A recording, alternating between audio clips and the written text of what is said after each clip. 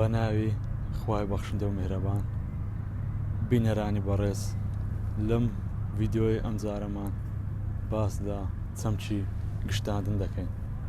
ئایا گشتاندن چییە و ئایا گشتاندن ڕاستە یاخود هەڵەیە؟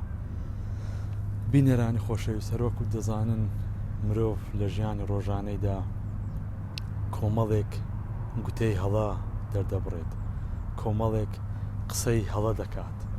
گشتاندنیش یەکێکە لەم جۆرە هەڵانە. بۆ نمونە کاتێک دەڵێن هەموو کەسێک خراپە، یاخود هەموو مرۆڤێک خراپە، یاخود هەموو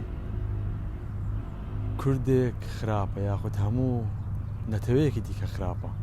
لێرەدا ئێمە بەشدارین لە کردنی هەڵەی گشتاندندا.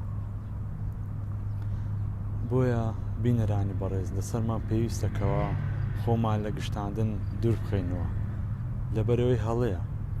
گشتاندن واتە هەموو شتێک زەربی سفر دەکاتەوە، لەبەر ئەوە پێویستە خۆمان لێلا بدەین، چونکە مەرج نییە هەموو شتێک هەڵە بێ، یاخود هەموو شتێک هەر ئەوە بێ کە دەمانەوێت.